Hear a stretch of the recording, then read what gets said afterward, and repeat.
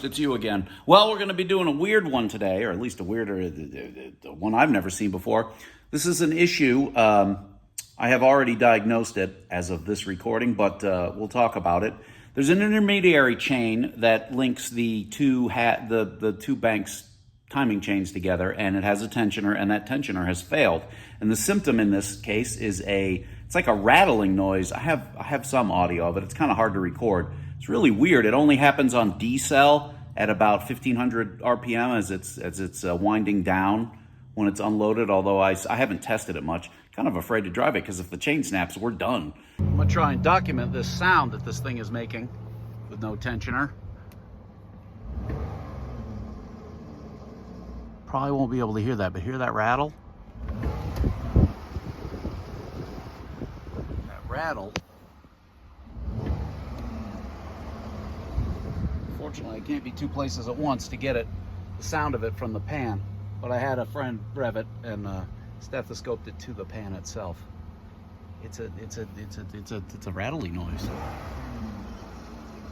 I wonder if I put the phone up against the metal of the van, if it will transfer better. Or if I get down here.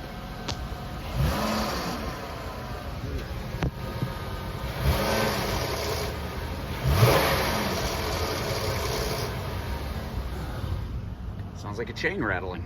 I know, I've never seen it before. It's really weird. Well, let's dig in, shall we? You know, I believe it was the late, great van diagnostician Eleanor Roosevelt who said, holy fucking shit, every time she pulled an oil pan off a van. This van, beautiful, beautiful 2014 pre-pro build, lovely, and 225,000 miles. We've worked on it before. We did rockers, around 200, and it has many, many, many upgrades, and it's gorgeous inside. But you didn't come for this level of porn. You came for a different level of porn. So this thing, the symptoms of this, never seen this or anything like it before. So the symptom is, once it gets a little bit up to temp, it makes a horrible noise as you rev it. The noise is clearly RPM dependent. It goes away below about 1,000 RPM. So, you know, you run through the tree, and the first thing I looked at was the flex plate, which is brand new in this thing, basically, and so on. And I kind of got out my stethoscope. By the way, diagnosticians of the world unite, and amateur proctologists. Mechanic stethoscope, a stick that goes into your ears so you can touch it to things and listen to stuff and then destroy your hearing. Anyway, the stethoscope revealed that the noise seemed to be coming from the bottom belt side. And this thing has 0 codes anywhere. So in the absence of other symptoms, I was trying to convince the customer to just ignore it, but he was adamant and said, let's pull the pan and see if we can find anything. And lo and behold, so as I say, never seen this before. Let me turn on my ultra bright head torch. This is what came out of the pan. Just now I took the pan off and everything's normal there. I can tell you what that is, probably. This is the piston. This is the piston for, wait a minute, maybe I don't know what the hell this is. No, that's made that way.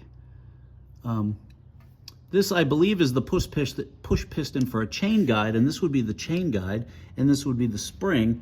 As you can see in the oil pickup tube, I see stuff. Let's peel this off. This should not be here. What? Again, Eleanor Roosevelt, when she was working on vans, would have said, what the fuckity fuck? So what chain did this shit come from?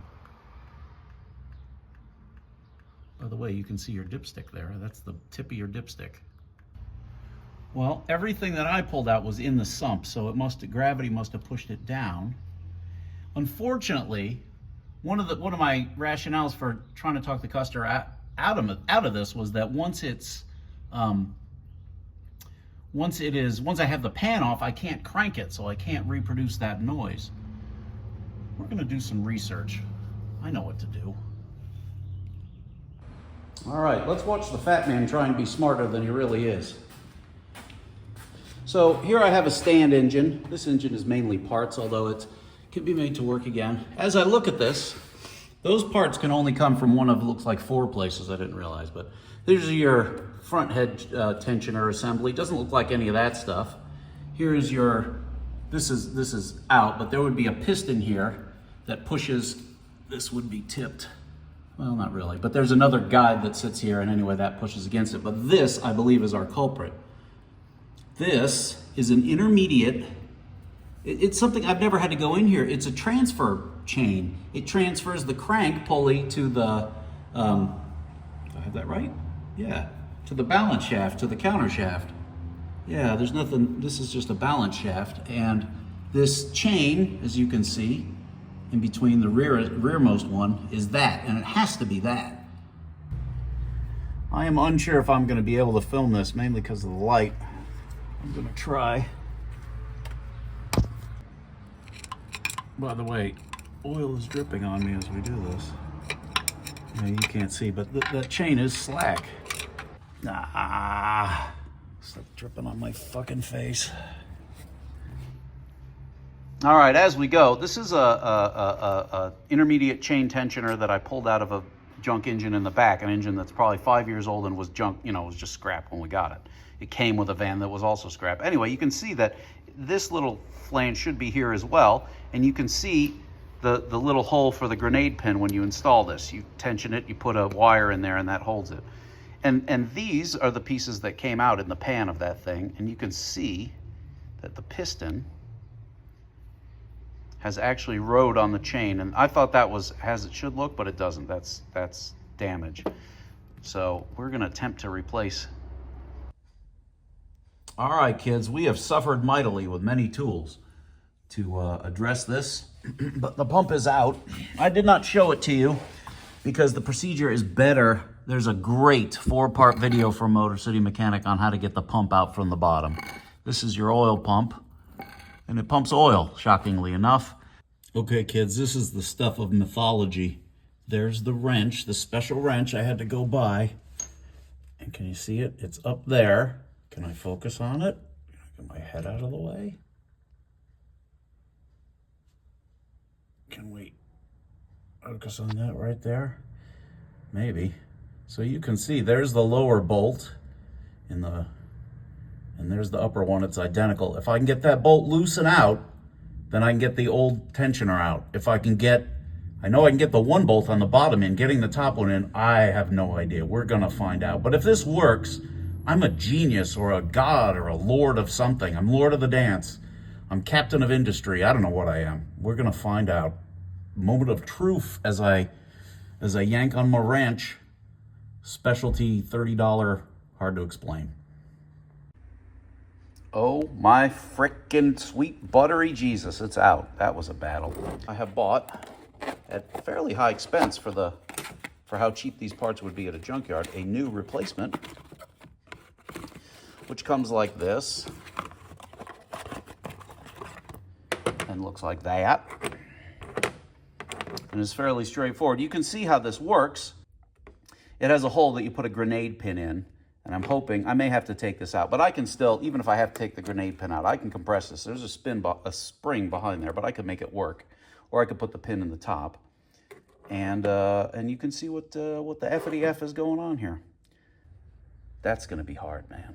I'm not looking forward to that. And I just realized that the grenade pin is gonna be in my way when we're in there. And if I release the grenade pin, this thing's gonna fly apart and be a pain in the ass. We're gonna find out. There it is.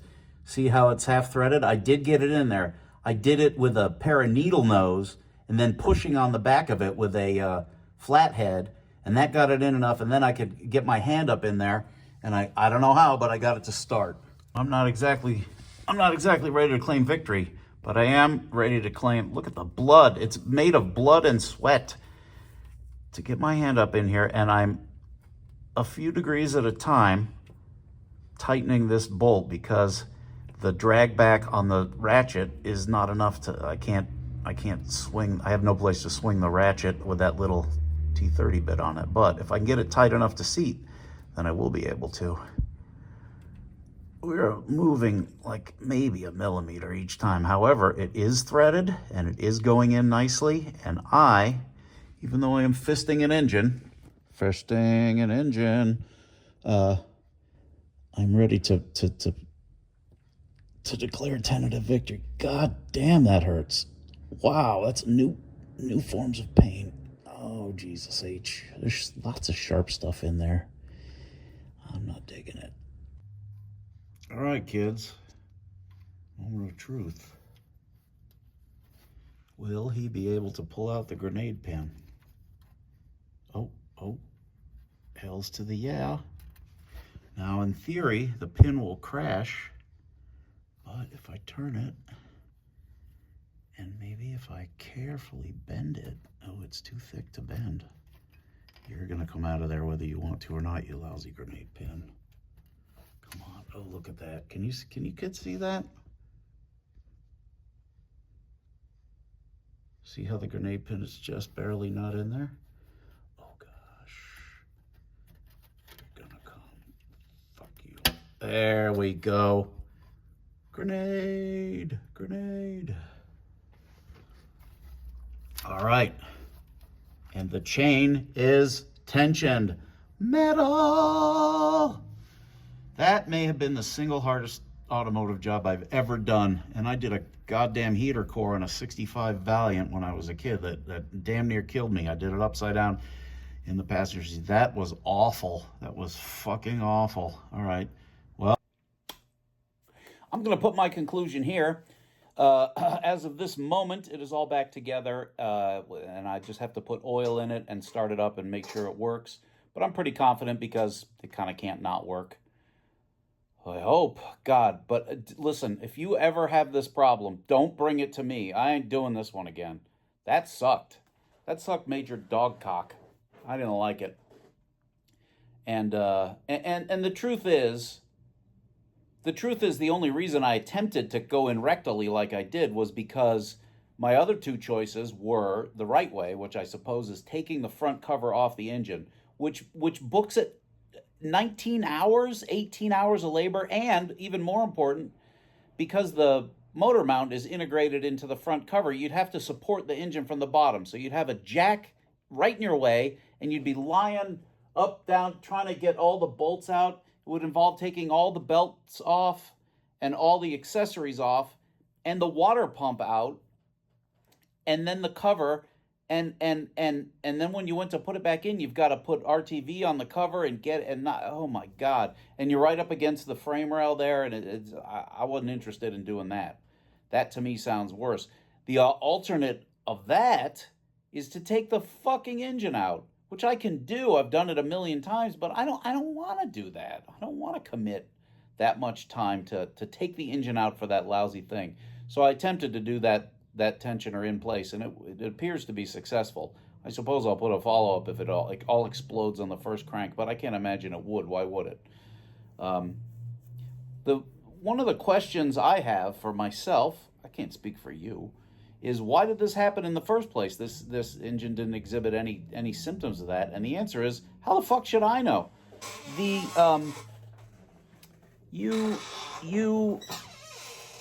Machines just they live their own life, and they can just kind of fail. I've never seen or heard of this. I looked up on the interwebs to see if anybody'd had this problem before, and I couldn't find an example of it. I don't know. This engine had the tick pretty bad when we first got it. Is it possible I did something? I don't see what I could have done. That there's nothing about taking the cams out that makes it do that. I think it just that little plastic shoe just spontaneously gave up the ghost. And once the shoe was gone, piston shot out. I guess the upside is that it's an incredible stroke of luck that big chunk of metal, along with the spring and along with all its little bits, avoided all the rotating stuff and went right in the pan and stayed there. Some of it got sucked up into the oil pickup, but the dangerous stuff made it through. It ran the gauntlet, and it lived in the pan, and it lived there. So there's that. All right. Well, listen, Monday I'm going to fire this thing up, and I'm going to claim victory and so on and so forth. But once again, I can't reiterate enough. If you have this problem, don't bring it to me. Ick. I'm not interested in doing this job again. That may have been the most finicky automotive job I've ever done. Ever. Love you. See you next time. Mwah. She's a goddamn lovely van.